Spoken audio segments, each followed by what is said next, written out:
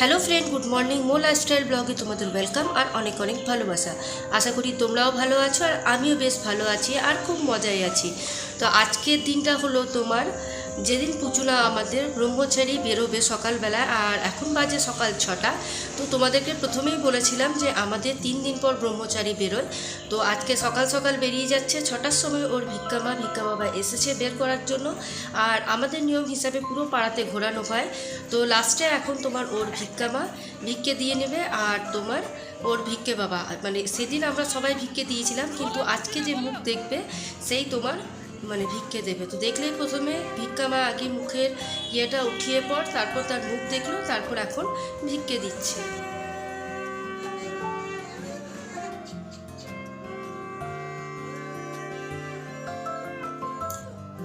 যতটা নিয়মগুলো দেখতে মনে হচ্ছে খুব সিম্পল, কিন্তু নিয়মের মধ্যে অনেক কিছুই আছে। তো তোমাদের কাছে যখন পুরো পৈতেটা শেয়ার করলাম, তাই ভাবলাম বেরোনোর দিনটাও শেয়ার করি। তা এখন পুচুলাকে দেখো বের করে নিয়ে যাচ্ছে, ব্রহ্মচারীকে।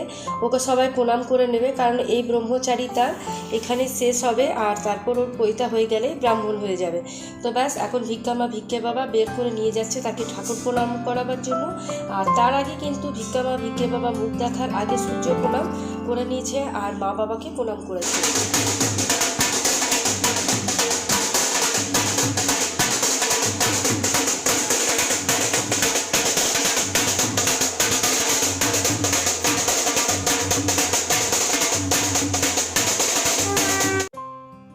তো দেখতেই পাচ্ছ পুচকুন আমাদের প্রণাম করার জন্য চলে এসছে। এবার প্রত্যেকটা মন্দিরে প্রণাম করবে ভিক্ষে বাবার সাথে, আর পুরো পাড়া ঘুরে।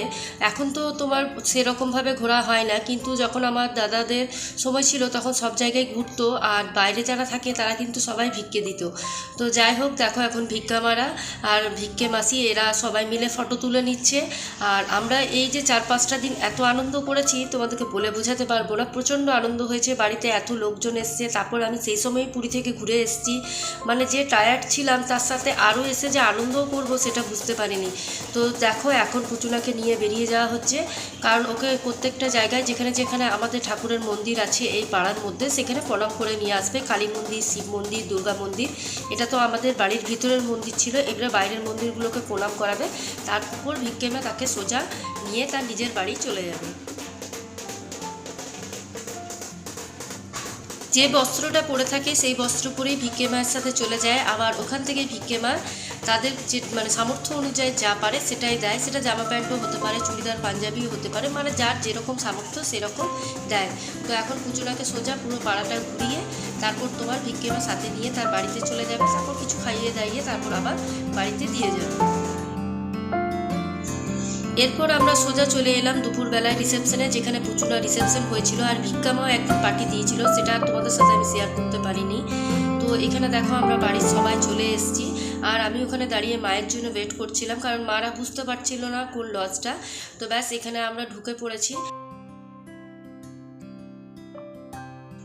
তো ঢুকতেই মোটামুটি বাড়ির সবাই চলে এসেছিলো। এটা আমার আরেকটা ভাগ্নি, আরেকটা ননদের। আর এখানে সেলিব্রিটি যার আজকে পৈতা, তাকে দেখো সে এখানে সেজে গুজে বসে আছে মায়ের সাথে আর আমার ছেলে। আর তার পাশেই খাওয়ানোর ব্যবস্থা হয়েছিল। তো বেশ লজটা অনেকটাই বড় ছিল, আর এসি ছিল বলে সবার একটু সুবিধা হয়েছে, গরমটা সেরকম আমাদের লাগেনি। আর এদিকে পুচকুনো ঘুরে বেড়াচ্ছে। তো বাড়ির আস্তে আস্তে সবাই আসতে শুরু করেছে। আর এখানে স্টল দেওয়া হয়েছিল তোমার দই বড়া আর কোল্ড ড্রিঙ্কসে। তো সেটাই আমরা এখন খাচ্ছিলাম। বৌদিরা চলে এসেছিলো তাদের সাথে।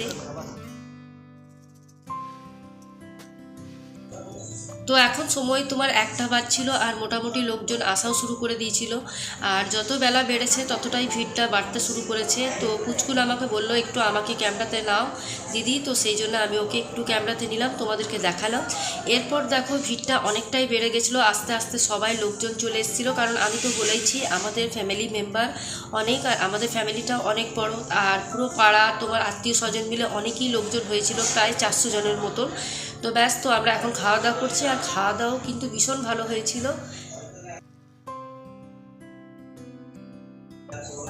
আর এখনকার কোনো অনুষ্ঠান মানেই বুঝতে পারছো সেলফি আর ফটো সেশন। তো ব্যাস আমরা সবাই বসে গেছি ফটো তোলার জন্য, আর এদিকে যারা খাচ্ছে তারা খাচ্ছে।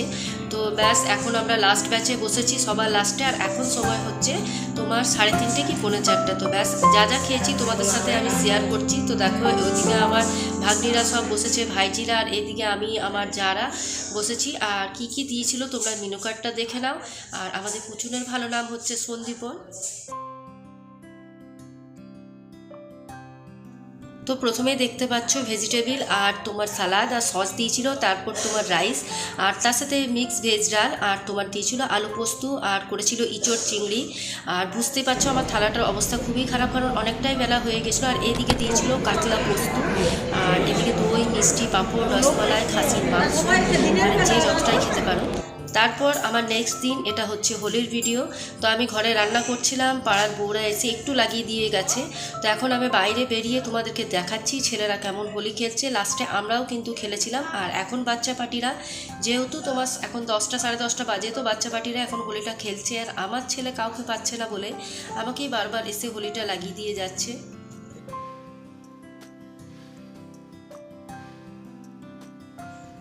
তো আগেকার হোলি যেটা হতো সেটা কিন্তু খুবই ভয়ানক হতো, তোমার কাদা মাটি গোবর, মানে আমরা যখন ছোটোবেলায় খেলেছি তখন কিন্তু খুব ভয়ানকভাবে হোলি খেলতাম। আর এখনকার বাচ্চারা কিন্তু সেরকমভাবে খেলে না, খুব একটা তোমার বাজে রঙও এখন কেউ ব্যবহার করে না। আর আবিরটাই সবাই সব থেকে বেশি ইউজ করে থাকে। তো ব্যাস আমাদেরও আবির আনা হয়েছিল। আর আমার ছেলে সবাইকে জল দিয়ে মানে ভিজিয়ে দিচ্ছিল। আমার ছেলের আবার খেলার নিয়মটা খুব খারাপ, শুধু জল ছুঁড়ে ছুঁড়ে খেলার। এদিকে আমার ভাইজিকে দেখো, ও তোমার একদম ভূত হয়ে গেছে, আমার ছেলেতেই করেছে। আর কিছু বাচ্চা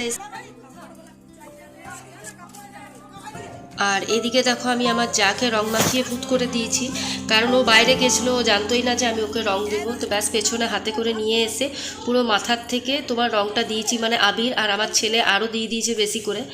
আর এদিকে দেখতেই পাচ্ছ আমার ছেলে একদম ভিজে গেছে আর সবাইকে ভিজিয়েছে। আর তারপর এখন পাড়ার যে বউরা আছে তারা এসছে তোমার খেলতে। তো এখন তো সেরকমভাবে সত্যি বলতে গেলে হোলি খেলতে কাউকে দেখাই যায় না, খুব সিম্পলভাবে খেলে। কিন্তু আমার ছেলে খেলা দেখো এখনও শেষ হয়নি, ও কাউকে যদি পাচ্ছে না তো আমাকেই দিচ্ছে। আর আগে ছোটোতে জানতে তো কী করতো, যদি কেউ না খেলতো নিজেই বসে বসে সারাদিন রং মাখতো, সকালেও মাখতো বিকেলেও মাখতো, ওইটাই ছিল ওর আনন্দ।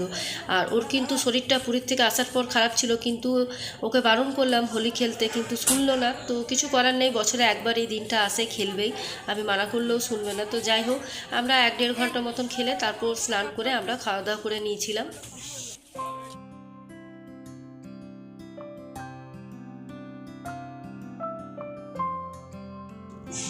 তো এখানে সবাই মিলে খেলার পর আমরা কিছু ফটো তুলে নিয়েছিলাম। আর আশা করি আজকের ব্লগটা তোমাদের ভালো লেগেছে। যদি ভালো লাগে অবশ্যই একটা লাইক কমেন্ট শেয়ার আর চ্যানেলটাকে সাবস্ক্রাইব করে আমার পাশে থেকো। কালকে আবার একটা নিউ ব্লগ নিয়ে দেখা হবে। আজকের মতন এইটুকুই, টাটা।